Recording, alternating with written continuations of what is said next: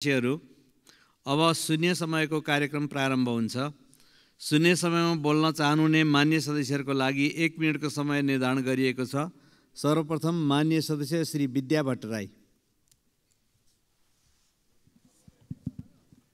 सम्माननीय सभामुख महोदय, गत वैशाखमा परीक्षा लिएको जनसङ्ख्या र फाउन्डेसन अफ एजुकेसनको परीक्षा दिएका विद्यार्थीहरू नतिजा पर्खिरहेका थिए, तर उनीहरूले नतिजा होइन उत्तर पुस्तिका हराएको र पुनः परीक्षा दिनुपर्ने निर्देशन सहितको सूचना त्रिभुवन विश्वविद्यालयले प्रकाशित गरेको छ।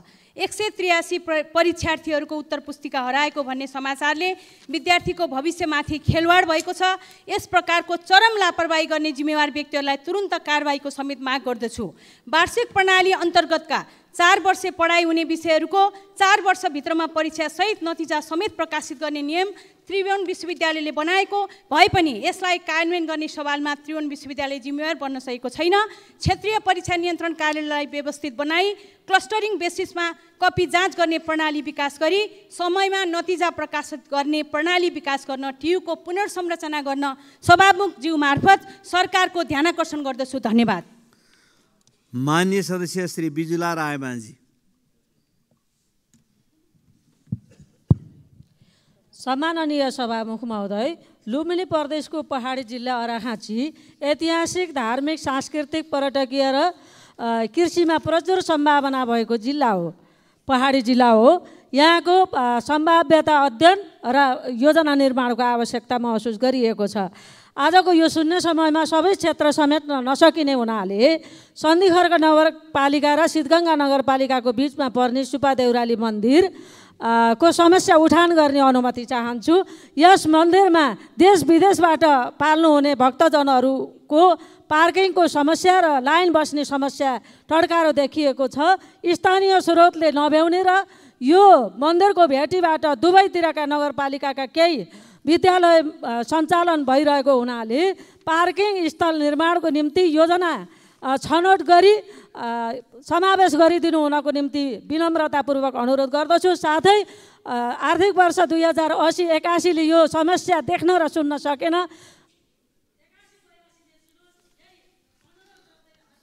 माननीय सदस्य श्री बिना लामा।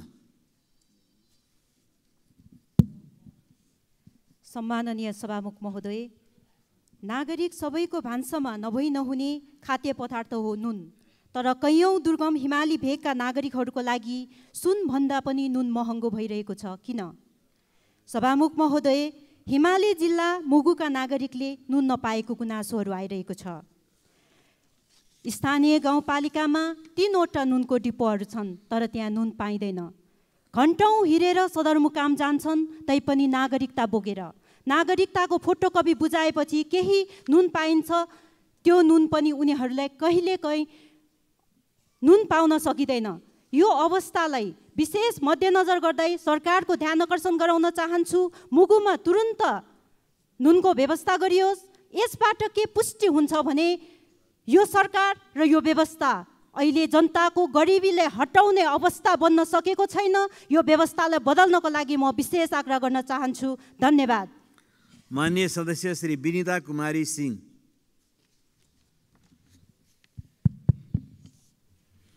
सम्मानीय सभामुख महोदय, सिराहाको औरी गाउँपालिका मेरो आफ्नै गाउँ इटाटार वार्ड नम्बर 4 बस्ने रसुल खान र प्रवीण खातुनको घरमा शुक्रबार राति करिब 12 बजेतिर आगलागीको कारण लाखौँको क्षति भएकोले पीडित परिवारको लागि राहत तथा क्षतिपूर्ति व्यवस्थाको लागि अनुरोध गर्दछु। विशेष गरी तराई मधेसमा अत्याधिक गर्मी र हावाहुरीको कारण आगलागी भएर प्रत्येक वर्ष ठुलो धनजनको क्षति हुने गर्दछन्। यसलाई न्यूनीकरण गर्नको लागि सचेतनामूलक कार्यक्रमको लागि साथै प्रत्येक स्थानीय तहमा फायर फाइटर टोली तथा दमकलको व्यवस्था गराउनका लागि सभामुख मार्फत सरकारलाई ध्यान आकर्षण गराउन चाहन्छु। हस्त, धन्यवाद। माननीय सदस्य श्री बिना जयसवाल। सम्माननीय सभामुख महोदय, करिब 6 दशकदेखि world is a global village भन्ने प्रसङ्ग संसारले कबुल गरिसकेको छ। त्यही यस मुलुकले संसारद्वारा उपभोग गरिसकेको आविष्कार तथा प्रविधिलाई ट्रायल एन्ड एरर विधिमा समेटेको छ। यस मुलुकमा इन्टरनेट सेवा आएको वर्षौँ पछि हामीले 2074मा सम्मानित सदनको भिडियो रेकर्ड हुनुपर्छ र राख्नुपर्छ अङ्गीकरण गर्यौँ। सभामुख महोदय, हामी सदनमा बोल्दै गर्दा दर्शाउन चाहने सम्पूर्ण document, data, information, proposal, real time ground situation, visual एमेन्डमेन्ट्सहरू प्राय ओभरल्याप भइरहेको हुन्छ। संसारले अपनाइसकेको प्रविधि सदनमा प्रोजेक्टर इन्स्टल गर्न सक्यौँ भने कम्युनिकेसन ट्रान्सपेरेन्सी तथा प्रस्तुतिको एफिसिएन्सी सुधार गर्दै प्रभावकारी विधि प्रक्रियाद्वारा समस्या बुझ्न र एड्रेस गर्न सहज हुन्छ जस्तो लाग्छ। धन्यवाद। माननीय सदस्य श्री शान्ति बिक।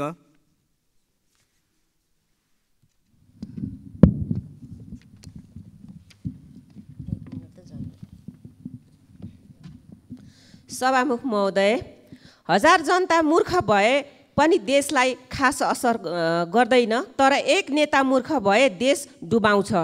अब्राहम लिङ्कनको यो भनाइ वर्तमान अवस्थामा नेपालको नेतृत्वको चरित्रसँग मेल खाएको छ। हुन नपर्ने जति र कानुनले तोकेको सबै अपराध नियन्त्रण गर्छु भन्नेहरू नै अपराधमा संलग्न हुँदा ती नेताहरूबाट जनताको जनजीवनसँग सम्बन्धित मुद्दा र सवालका विषयहरू नेताहरूको सत्ता स्वार्थले सबै ओझेल पारेको छ। सभामुख महोदय, नेपालले शक्तिशाली माछा उत्पादन गरेको रहेछ।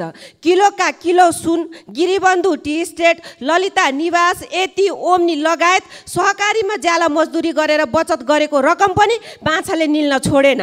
अहिले बजारमा चर्चा चलाइँदैछ, काङ्ग्रेसले प्रधानमन्त्री अफर गर्यो रे। कसरी गर्यो? केन्द्रीय समितिले पारित गरेर, पदाधिकारी दलले आधिकारिक निर्णय गरेर। मलाई पनि गृह मन्त्रालय कमान्ड गर्न सक्ने क्षमता भएको दलित समुदायबाट देशमा इतिहास बन्छ। माननीय सदस्य श्री शिव नेपाली।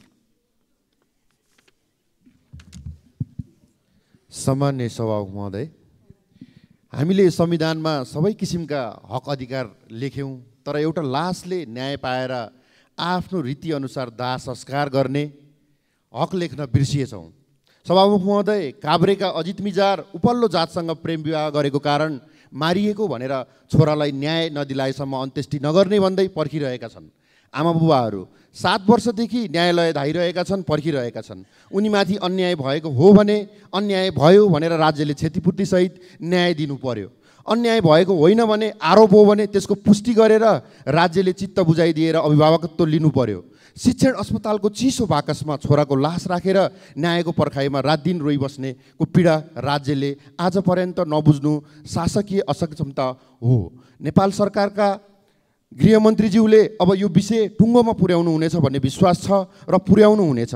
अजित मिजारको परिवारलाई न्यायसहित उनको परिवारले अन्त्येष्टि गर्ने वातावरण छिट्टो निर्माण होस्। धन्यवाद। नेपालको जय होस्।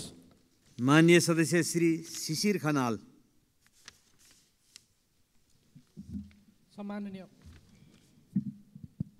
सम्माननीय सभामुख महोदय, देशको 165वटै निर्वाचन क्षेत्रमा 2 लेनको निर्वाचन क्षेत्र रणनीतिक सडकको चैत 2077मा एक औपचारिक कार्यक्रम गरी तत्कालीन प्रधानमन्त्रीले शिलान्यास गर्नुभएको पनि 3 वर्ष पुरा भयो।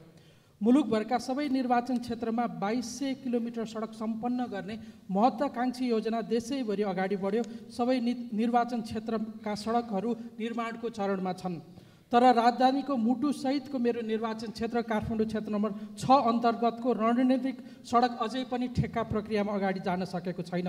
सामान्य प्राविधिक त्रुटि, डिपिआरमा भएको नाम र रातो किताबमा भएको नाममा फरक परेको भनेर ठेक्का लाग्न नसकेको सडक नबन्नुमा काभ्रेस्थलीको जनताको के दोष? सम्माननीय सभामुख महोदय, काभ्रेस्थलीदेखि साङ्ला बिहानी चोकसम्मको सडकको स्रोत सुनिश्चितताको लागि पटक पटक प्रयास गर्दै सडक डिभिजन हुँदै अहिले अर्थ मन्त्रालयमा फाइल पुगेको छ र फाइल अड्किएको छ। यसतर्फ म अर्थमन्त्रीज्यूको विशेष ध्यान आकर्षण गराउन चाहन्छु। धन्यवाद। माननीय सदस्य श्री शोभा ग्यावाली।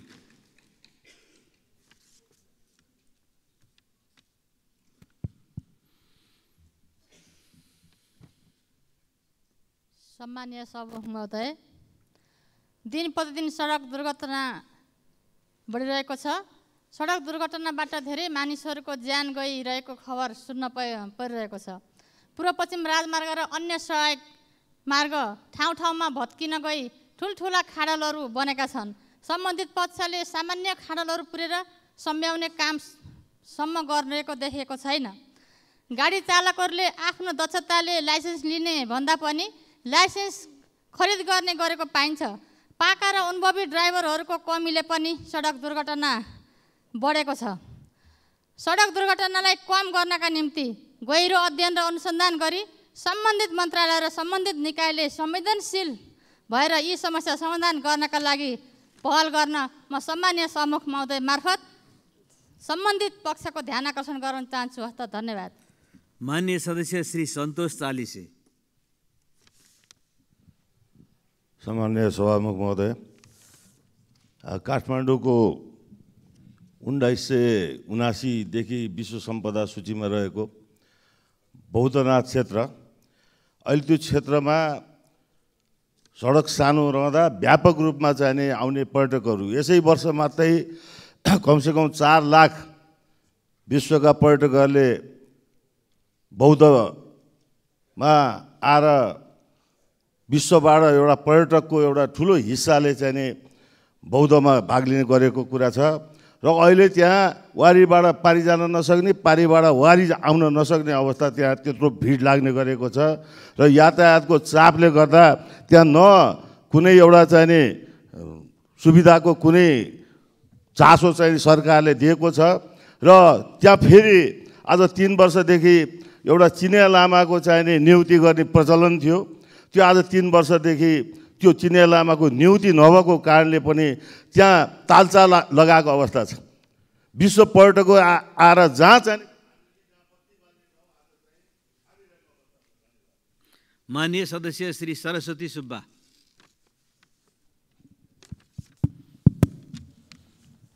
सम्माननीय सभामुख महोदय, नेपालको संविधान 2072 को धारा 40 मा भूमिहीन दलितलाई कानुन बमोजिम एकपटक जमिन र आवासको व्यवस्था गर्ने उल्लेख छ। संविधानको मौलिक हकमा उल्लेखित गरिएका 14 वटा व्यवस्था कार्यान्वयन गर्न दलित भूमिहीनको अधिकार सम्बोधन गर्नु आवश्यक छ।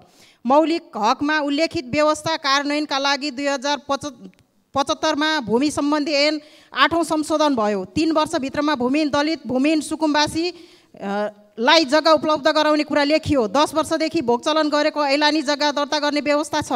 त्यसको कार्यान्वयनका लागि 2 पटक भूमि आयोग बन्यो। आयोगले आफ्नो कार्यविधि बनाई काम गरे पनि परिणाम भने ल्याउन सकेन।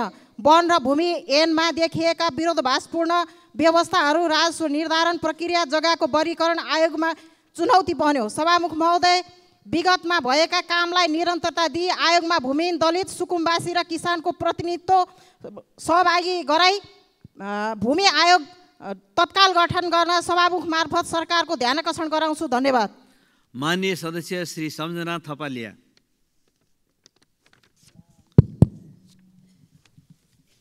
सम्माननीय सभामुख महोदय, सरकारले किसानहरूलाई दिने कृषि ऋणमा ब्याजको आधा रकम अनुदान दिने कार्यक्रम लागू गर्यो। किसानले खेती गर्दा लागत खर्च पनि नउठेर पुँजीको अभावमा जग्गा बिक्री गर्ने बाध्यता छ। ठुलो राहत मिलेको थियो। सरकारले कृषि ऋण आधा ब्याज अनुदान दिने कार्यक्रमले धेरै किसानहरू हौसिएका थिए। बैंकहरू ऋण लिएर कृषि इलममा पुनः फर्किएका थिए। विगत 6 महिनादेखि किसानहरूले सरकारको निर्देशनमा बैंकहरूले उक्त आधा अनुदान रकम दिन बन्द गरेको छ। आधा ब्याज अनुदान दिन्छु भनेर ऋण लिन आकर्षित गर्ने, तर पछि अनेक बहानामा अनुदान रोक्ने सरकारको यो शैली चारो छर्ने, डोकोले चरी छोप्ने जस्तै भयो। सुविधाको ऋण लिने किसान मारमात भएका छन्। सरकारको यो ठगी धन्दा किसान मारा नीति तुरुन्त सच्याउनु पर्छ। तोकिएको शर्त अनुसार ब्याजमा आधा अनुदान शर्त अनुसार तुरुन्त दिनुपर्छ। सभामुख मार्फत म अर्थमन्त्री। माननीय सदस्य श्री सराज अहमद फारूकी।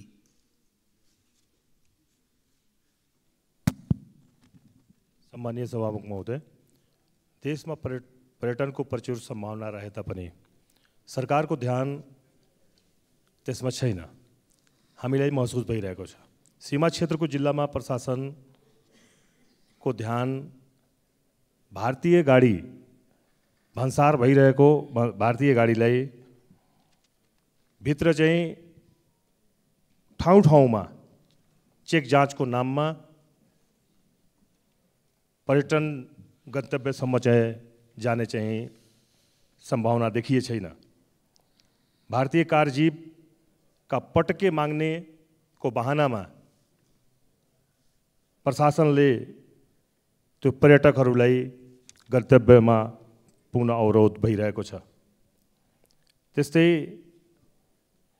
यो रमजान महिना र आउने 29 गते ईदको सम्भावना रहेको ठाउँमा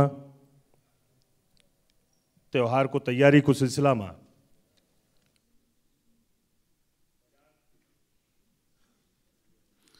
मान्य सदस्य श्री सरिता भुसाल। सभामुख महोदय, म आज सम्मानित सदनको ध्यान नवलपरासी जिल्लाको बर्दघाट नगरपालिका वडा नम्बर 5 र 16 जोड्ने खजुरा खोलाको पुल निर्माणतर्फ लैजाँदैछु। यद्यपि यो कुरा मैले पहिलो पटक संसदमा बोल्ने क्रममा उठान गरेकी थिएँ, तर समस्या अझै समाधान हुन सकेन। 2077 सालमा करिब 10 करोडको लागतमा पुल निर्माण सम्झौता भए पनि हालसम्म 10% मात्र काम सम्पन्न भएको छ। तर सम्पन्न कामको पाउनुपर्ने 1 करोड 10 लाख रकममध्ये जम्मा 16 लाख मात्र भुक्तानी भएकोले निर्माण व्यवसायीले काम अगाडि बढाउन नसक्ने जानकारी दिँदै बन्द गरेका छन्। बहुवर्षीय योजनाका रूपमा रहेको यो पुलको निर्माण कार्य रोकिँदा बर्दघाट लगायत प्रतापपुर र सुस्ता पालिकाका नागरिकले ज्यादै शास्ति भोग्नु परेको छ। धार्मिक, पौराणिक र पर्यटकीय स्थल त्रिवेणीलाई जोड्ने प्रमुख मार्गका रूपमा रहेको यो पुल समयमै निर्माण नहुँदा तीर्थयात्रीका साथै स्कुल कलेजका विद्यार्थीहरूलाई आवाज जावतमा निकै समस्या परेको छ। तसर्थ बाँकी रकम तुरुन्त भुक्तानी गरी पुल निर्माण कार्य तत्काल सञ्चालन गर्न म सभामुख मार्फत सरकारको ध्यान आकर्षण गर्दछु। धन्यवाद। मान्य सदस्य श्री स्वर्णिम वाग्ले। सम्मान्य सभामुख महोदय, आफ्नो निर्वाचन क्षेत्र तनहुँ लगायत देशैभर जाँदा पूर्ण अशक्त एवं अति अशक्त अपाङ्गता भएका व्यक्तिहरूको मानवीय आवश्यकताबारे बारम्बार ध्यानाकर्षण हुने गरेको छ। अपाङ्गता भएका व्यक्तिको अधिकार सम्बन्धी नियमावली 2077 को परिच्छेद 3 को नियम 9 मा यस श्रेणीका व्यक्तिलाई सरकारले सामुदायिक सहायता सेवा निःशुल्क उपलब्ध गराउने, जस अन्तर्गत व्यक्तिगत सहयोगी सेवा र दैनिक हेरचाह तथा स्याहार सेवा स्थानीय तह मार्फत उपलब्ध गराउने उल्लेख छ। सरकारले भत्ता उपलब्ध गराउँदै आएको भए पनि दैनिक क्रियाकलाप सम्पादन गर्न निरन्तर अरूको सहयोग लिन पर्नेहरूको पीडाको सम्बोधन गर्नमा कहीँ न कहीँ ग्याप देखिएको छ। कानुनमै सुनिश्चित गरिएका अधिकारको उपयोग गर्न धर्ना नै बस्नुपर्ने परिस्थिति सिर्जना भएकोले आवश्यक वित्तीय र व्यवस्थापकीय प्रबन्धतिर सरकारको पहल होस् भन्ने आग्रह गर्न चाहन्छु। धन्यवाद। मान्य सदस्य श्री सीता कुमारी राणा।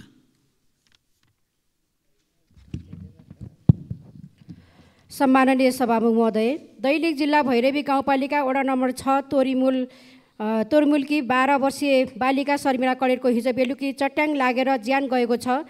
चट्याङ लागेको घाइते उनलाई उपचारको लागि सुर्खेत लैजाने क्रममा ज्यान गएको र बालिकाको दुल्लुन अस्पतालमा प्राथमिक उपचारपछि थप उपचारको लागि सुर्खेत पठाइएको थियो। त्यसै पाल्पा तानसेन नपा 8 डुम्रे जहरै पिपलमा भएको हावाहुरीले रुख ढलेर स्कुटरमा रहेको कैलाश नगरका 20 वर्षीय भुवन सिजाली मगरको ज्यान गएको छ। मृतक बालिका शर्मिला कडेर र मृतक भुवन सिजालीको दुवैप्रति आत्माको चिर शान्तिको कामना र पीडित परिवारजनमा समवेदनाको साथै परिवारलाई तत्काल उचित क्षतिपूर्ति दिनको लागि नेपाल सरकारसँग माग गर्दछु।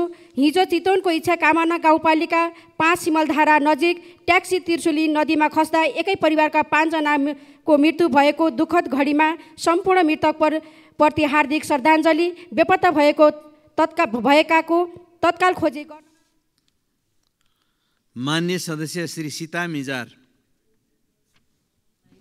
सम्मान्य सभामुख महोदय, यो नयाँ गठबन्धन बनेसँगै अगाडिको गठबन्धन सरकारले सुरु गरेका राम्रा कामहरू अझ तीव्रता पाउँछ कि भन्ने आशा अपेक्षा गरिएको थियो, तर त्यस्तो आशा गरे अनुसारको शुभ सङ्केत देखिएको छैन। गृहमन्त्रीज्यूले सहकारीबाट ठगिएका 35,000 भन्दा बढी पीडितहरूलाई न्याय दिलाउने आश्वासन ललिपप खुवाएर घर पठाउनु भयो, तर तिनलाई न्याय दिलाउने कुरामा यो सरकारले सिन्को पनि भाँच्न सकेको छैन। सरकारी ठगी प्रकरणमा रहेका जीवी राई तत्काल पक्राउने आश्वासन दिनुभएको थियो गृहमन्त्रीज्यूले, खै कहिले पक्रेर कारबाही दायरामा ल्याउनुहुन्छ? जीवी राई कहाँ छन्? गृहमन्त्रीमाथि लागेको आरोप सम्बन्धमा के सरकारी निकायले दिएको स्पष्टीकरणको भरमा उहाँले आरोपबाट उन्मुक्ति पाउने हो? छानबिनको दायरामा आउनु पर्दैन? सम्मानीय सभामुख महोदय मार्फत सरकारको स्पष्ट धारणा माग गर्दछु। धन्यवाद। जय नेपाल। माननीय सदस्य श्री सुनिता बराल। सम्माननीय सभामुख महोदय, विद्यालयमा नयाँ शैक्षिक सत्र सुरु हुन लागेको छ।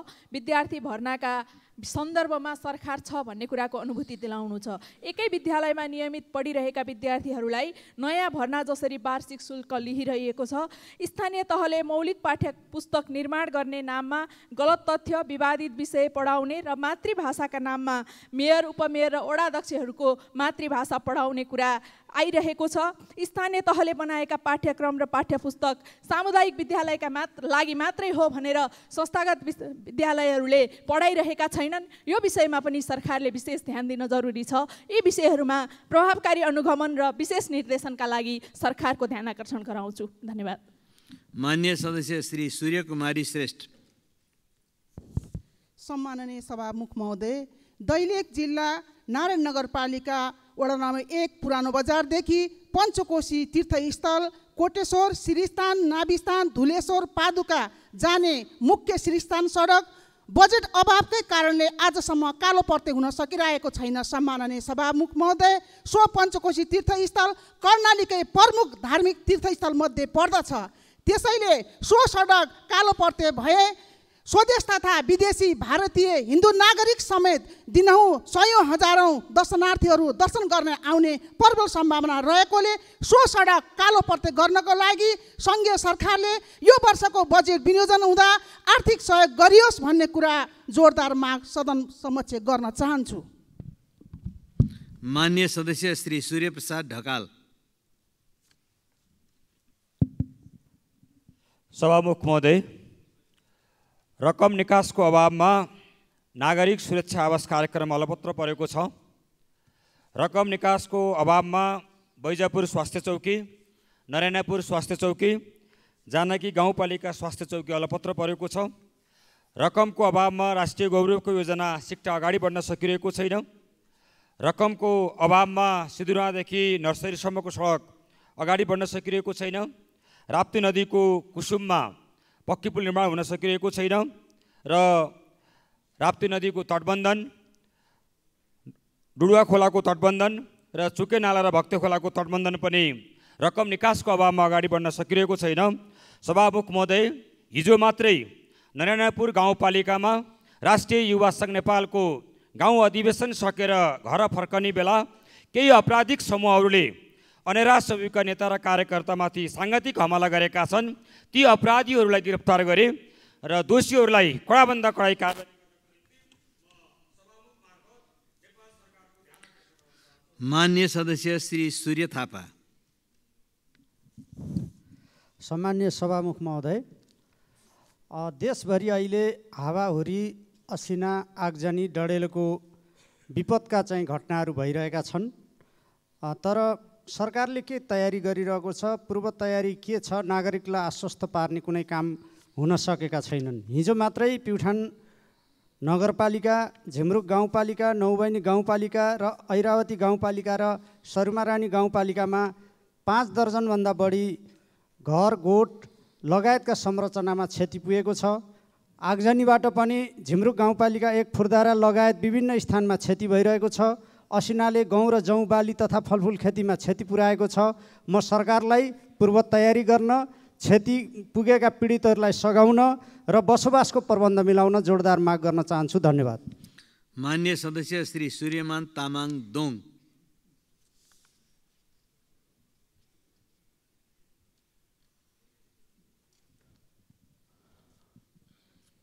सम्माननीय सभामुख महोदय, बिहान उठ्दा देशैभरि यातायात दुर्घटनाले देशैभरि एउटा खालको चाहिँ स्तब्ध बनाएको छ। त्यस्तै मेरो काभ्रे जिल्लाको सबै सडकहरू खल्डाखोल्डी छ अनि त्यस्तै खालको स्थितिले गर्दा धेरै दिन त्यस्तो क्षति बेहोर्नु पर्ने जुन अवस्था छ, त्यसकारणले सम्बन्धित निकायको ध्यान सभामुख महोदय मार्फत सम्बन्धित निकायको ध्यान आकर्षण गर्न चाहन्छु। अरू तपाईँ धार्मिक क्षेत्र नवबुद्ध पनौती क्षेत्रलाई विश्व सम्वाद सूचीमा सूचीकृत गरेर यसलाई विकास क्षेत्रको निर्माण त्यो विकास क्षेत्रमा चाहिँ विस्तार गर्नको लागि सम्बन्धित पक्षको ध्यान आकर्षण गर्न चाहन्छु। धन्यवाद। मान्य सदस्य श्री शोभिता गौतम।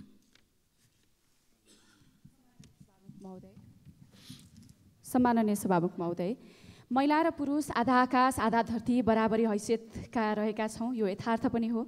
नेपालको संविधानमा पनि लैङ्गिक समानता र समतामूलक न्याय सुनिश्चित गर्न महिलाको हक, समानताको हक जस्ता मौलिक अधिकारको उल्लेख गरिएको छ। नेपालको संविधानको धारा 18 को 5 मा पैतृक सम्पत्तिमा लैङ्गिक भेदभाव बिना सबै सन्तानको हक समान हुनुपर्छ भन्ने कुरा उल्लेख गरिएको छ। त्यस्तै संविधानको धारा 38(1) मा पनि प्रत्येक महिलालाई लैङ्गिक भेदभाव बिना वंशीय हक हुनेछ भन्ने कुरा व्यवस्था गरिएको छ। त्यस्तै संविधानलाई टेकेर मुलुकी देवानी संहिता 2074 को दफा 205 मा पनि छोरा र छोरीलाई समान अंशियार मानिएको र दफा 206 मा सबै अंशियार अंशको समान हकदार हुने विषय स्पष्ट पारिएको छ। यी संवैधानिक र कानुनी व्यवस्थाको बावजुद पनि पैतृक सम्पत्तिको स्वामित्वमा महिलाहरूले अझै पनि अन्याय सामना गरिरहनु परिरहेको छ। यो कानुनी मुद्दा मात्रै होइन सभामुख महोदय, मौलिक अधिकार र समानताको मुद्दा पनि हो र आज पनि महिलाहरू दाइजोको नाममा प्रताडित हुनु परेको विषय हामीलाई जगजाहेर नै छ। आफ्ना छोरीहरूलाई कानुन बमोजिम पैतृक सम्पत्ति उप समान अधिकार कायम गरे। मान्य सदस्य श्री सञ्जय कुमार गौतम। सम्मानीय सभामुख महोदय, मेरो सदरमुकाम बडा जोखिममा छ। बर्खा आउन लागिसक्यो, सदरमुकाम कसरी बचाउने हो थाहा छैन। मन्त्रीज्यूहरूलाई अब गम्भीरतापूर्वक सम्मानीय प्रधानमन्त्रीजीको पनि ध्यान आकर्षण गर्न चाहन्छु र सदरमुकाम बर्दिया जिल्लाको सदरमुकाम गुलेरियालाई अलिकति ध्यान दिएन भने यसपालिको बर्खामा अप्ठ्यारो पर्छ। अब जब्दीको पुल त सबैको कण्ठमै यादै छ, त्यही तल सुतेको त्यत्रो दिनसम्म। त्यसले यसपालि पनि बजेट बन्दैछ, प्राथमिकता पाओस्। सम्मान्य सभामुख महोदय, बर्दिया जिल्लाको सदरमुकामलाई राजमार्गसँग जोड्ने अर्को कुनै विकल्प छैन। धेरैपल्ट भनिसकेँ, सरकार गम्भीर बनोस्।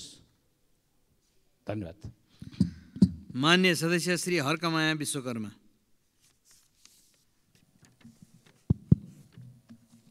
सम्माननीय सभामुख महोदय, संयुक्त राष्ट्रसङ्घले सम्पूर्ण विभेदमा परेका पीडित पक्षलाई न्याय दिलाउन मानव अधिकारका विश्वव्यापी घोषणामा आधारित भएर 1969 जनवरीदेखि सबै किसिमका जातीय तथा रङ्गभेद उन्मूलन गर्ने सम्बन्धीमा अन्तर्राष्ट्रिय महासन्धि SALT लागू गरियो र नेपालले पनि 1971 जनवरीमा अनुमोदन गरी 1971 मार्चदेखि लागू भयो। तर महासन्धि SALT को कार्यान्वयनमा भएको प्रगति विवरणसहित आवधिक प्रतिवेदन पक्ष राष्ट्रसङ्घको हैसियतले नेपालले प्रत्येक 2 वर्षमा SALT कमिटीलाई पठाउने र समितिमा छलफल गरी सुझावसहित कार्यान्वयनको लागि सुझाव पठाउने प्रावधान छ। सभामुख महोदय, नेपालले 2004 देखि प्रतिवेदन नपठाएपछि ठुलो दबाव पश्चात 2018 मा प्रतिवेदन पठायो र अहिले यतिका वर्षसम्म SALT कमिटीलाई आवधिक प्रतिवेदन समयमा नपठाउँदा नेपालमा दलितहरूको मानव अधिकार संरक्षणमा भएको कमजोरी, चुनौती, मूल्याङ्कन र नयाँ योजना निर्माण सम्बन्धमा गहन काम हुन नसकेकोले अविलम्बन उक्त कमिटीलाई रिपोर्ट पठाउनलाई। मान्य सदस्य श्री हरि ढकाल।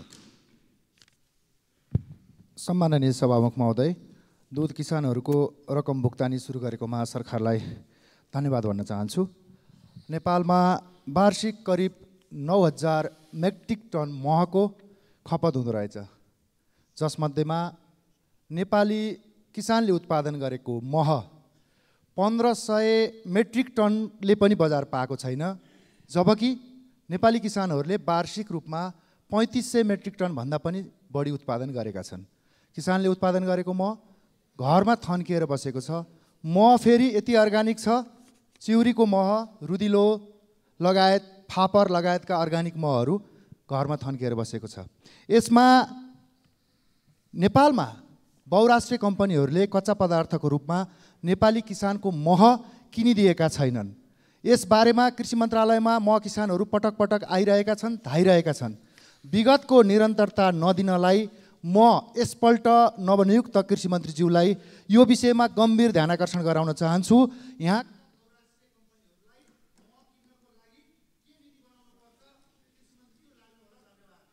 माननीय सदस्य श्री हेमराज राई। सम्माननीय सभामुख महोदयज्यू, नेपालको संविधानको धारा 44ले उपभोक्ता हकको व्यवस्था गरेको छ। यसमा गुणस्तरीय वस्तु र सेवा प्राप्त गर्नु हरेक उपभोक्ताको हक हुने र गुणस्तरहीन वस्तु र सेवाका कारण उपभोक्तामा कुनै पनि किसिमको हानि नोक्सानी भएमा कानुन बमोजिम क्षतिपूर्ति हुने व्यवस्था गरिएको छ। संविधानको यस धाराको कार्यान्वयनको लागि नै होला 2075 सालमा सङ्घीय संसदले उपभोक्ता संरक्षण ऐन पारित गरी कार्यान्वयनमा ल्याइएको छ। तर यस ऐनले व्यवस्था गरेको उपभोक्ता अदालतको गठन नहुँदा आजसम्म पनि उपभोक्ताहरूले गुणस्तरहीन वस्तु र सेवाबाट भोगिरहेका हानि नोक्सानीहरूको क्षतिपूर्तिको लागि उजुरी गर्न पाइरहेका छैनन्। त्यसैले सरकारले उपभोक्ता अदालतको गठन गरी संविधान कार्यान्वयनको सहज अवस्था सिर्जना गरोस् भनी म जोरदार माग गर्दछु। धन्यवाद। माननीय सदस्य श्री ज्ञानु बस्नेत सुवेदी।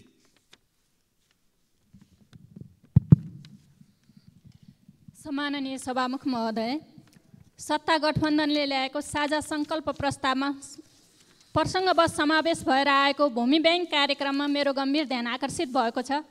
यसलाई लिएर नेपालका 6वटा कम्युनिस्ट पार्टी निकट किसान सङ्गठनले विरोध समेत गरिसकेका छन्।